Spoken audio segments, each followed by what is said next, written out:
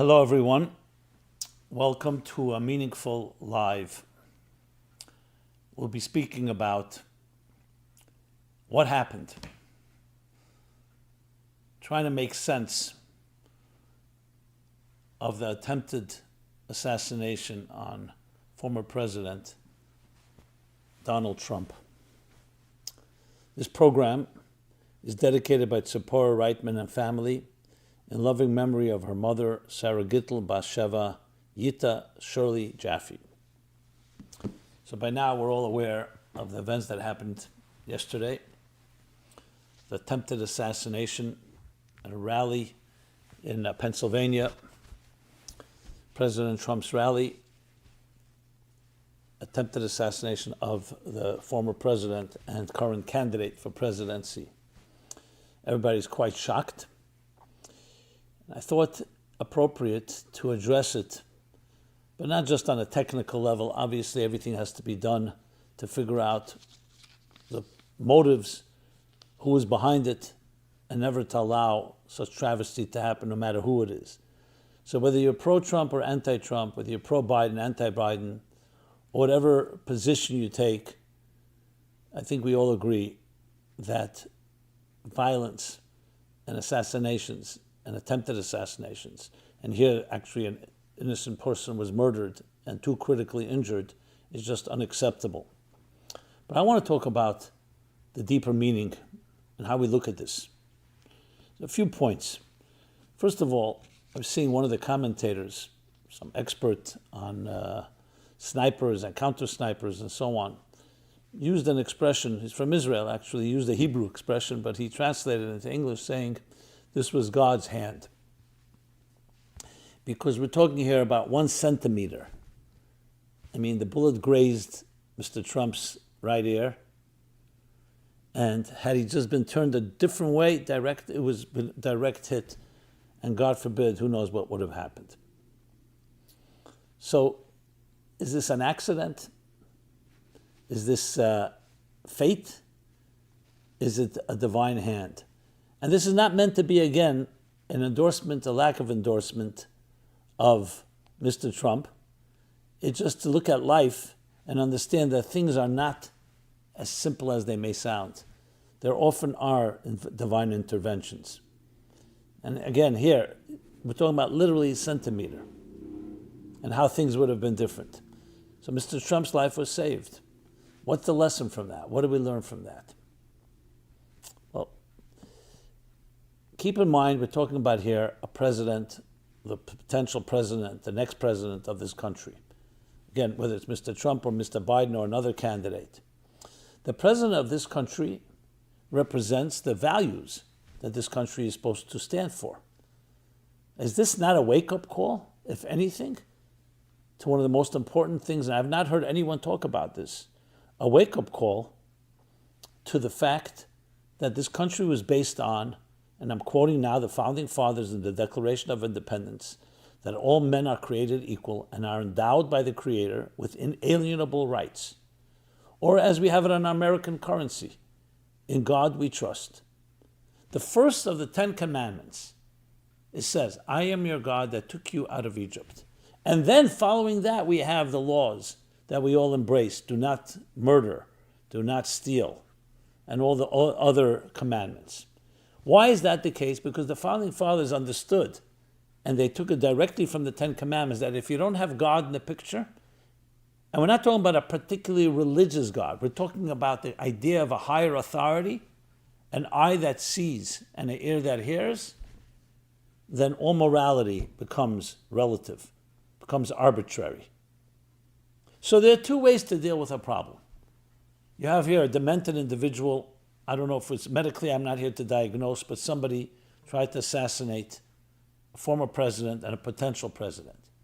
We've had, unfortunately, assassinations before in this country and attempted assassinations. Everyone remembers 1981, Ronald Reagan. So there's one way is to try to put away such people, arrest them, or if they need medical help, get them medical help. Another way is what the Founding Fathers understood. Inculcate in our children, in each one of us, that we answer to higher authority. That's where all morality comes from. We've already seen what godlessness does to morality. Look at the Germans, the Nazis. They were scientific and they were academic and philosophical and they were kind to pets. But they created their own morality as they wished because they made themselves into gods. So the first and most important lesson is here that when any assassination attempt, anyone being hurt, but especially a person who's running for president, this is meant to wake us all up and the potential candidates as well. What is this country built upon? It's built upon these foundations. And here you have it right in front of you. Maybe it's trying to remind us, maybe that's a divine intervention, trying to remind us why we're here in the first place. A president is not just an administrator. He's not just a politician, a fundraiser, a firefighter, an economist. Above all, the president is meant to represent the foundations of this country. The foundations of this country is that we are all subject and answer to a higher calling.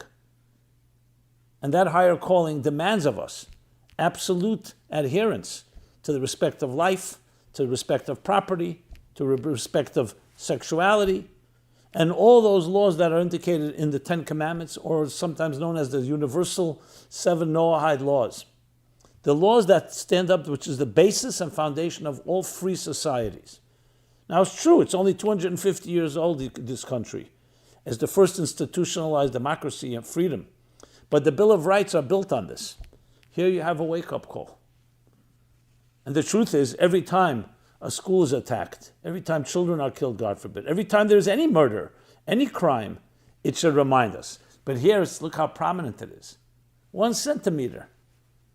Maybe that's what God is reminding us. Do not forget why we have presidents, why we have a country. Don't get distracted by the details. Obviously, other parts of this government and every part of our country has to be run. But what is the foundation of it all? And when you have such an assassination attempt, that's what it reminds us of. Keep in mind that the hearts, it says, this is the expression, the hearts of leaders are in the hands of God. God appoints leaders. It's true, we elect them. But at the end of the day, there's an invisible hand at work.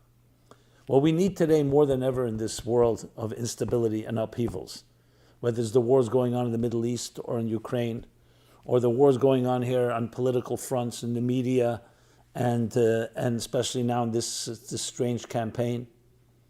And now we see this assassination attempt is all meant to remind us that if you want a world of peace, if you want a country of peace, if you want people getting along with each other, we all have to realize that we're all created in the divine image equally and all have inalienable rights.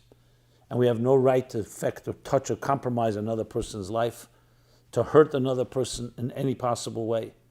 There are civil ways to communicate. There are civil ways to disagree. So I don't see a stronger wake-up call than that. So yes, there is a divine intervention, I would say, in this process.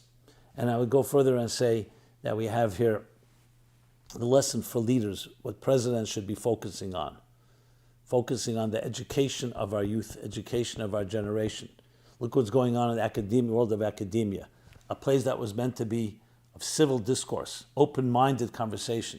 Fine, disagreement has become a place of hostility, a place of embattlement, a place of discrimination, targeting whoever people want to target. So we have a tremendous wake-up call here.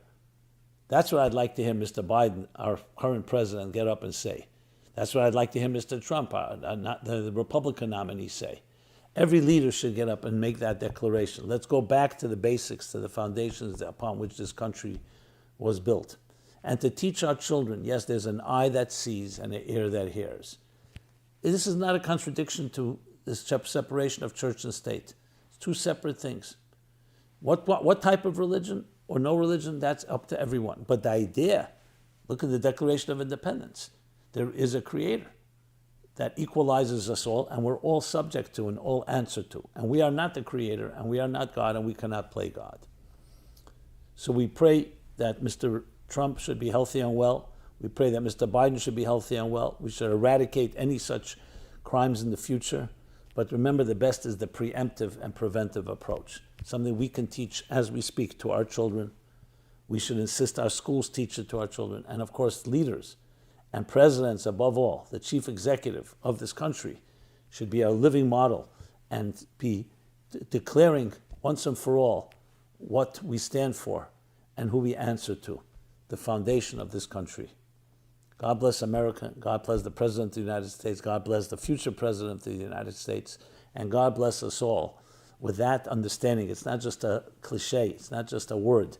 It's actually the foundation of everything, that we are here to serve a greater calling. This has been Simon Jacobson. Thank you so much. We should only talk about good things and learn good things from all challenges in life. You can find more material from us at meaningfullife.com. Please subscribe to our offerings. Subscribe to our YouTube channel. We're here for you in every way, so please, love to hear your questions, your thoughts, your comments, and please share. Please share. Thank you, and God bless you.